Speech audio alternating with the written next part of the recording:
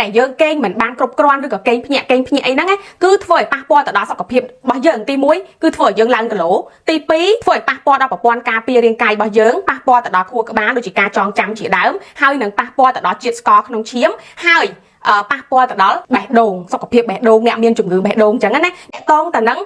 ការគេងមិនបានគ្រប់គ្រាន់ហើយនឹងជំងឺទឹកនោមផ្អែមលទ្ធផលនៃការស្រាវជ្រាវនឹងបានបង្ហាញថាបើសិនជាយើងមានជំងឺទឹកនោមផ្អែមហើយយើងគេងមិនបានគ្រប់គ្រាន់ហ្នឹងគឺធ្វើឲ្យជំងឺទឹកនោមផ្អែមហ្នឹងវាធ្ងន់ទៅឆាប់ព្រោះវាយ៉ាប់ហ្មងហើយបើយើងមានសុខភាពល្អហើយយើងគេងមិនបានគ្រប់គ្រាន់នៅក្នុងរយៈពេលយូរជាប្រចាំគឺធ្វើឲ្យសុខភាពយើងមានបញ្ហាជាច្រើនធ្វើឲ្យជាតិស្ករក្នុងឈាមយើងឡើងខ្ពស់អញ្ចឹងកុំភ្លេចយកចិត្តទុកដាក់នៅការគេងឲ្យបានគ្រប់គ្រាន់ហើយបើអ្នកពិបាកគេងចង់ដឹងវិធីសាស្ត្រជួយដល់ការគេងហ្នឹងគឺខ្ញុំធ្លាប់ធ្វើវីដេអូជាច្រើនតាក់ទងទៅនឹងបញ្ហាហ្នឹងហើយក៏មានវីដេអូនៅក្នុង YouTube ឬក៏នៅក្នុងអ៊ីនធឺណិតជាច្រើនដែលជួយយើងសំខាន់នោះគឺយើងមានចិត្តធ្វើអត់បើយើងអត់មានចិត្តធ្វើយើងមើលតែវីដេអូហើយអត់អនុវត្តក៏វាអត់ទទួលបានផលដែរ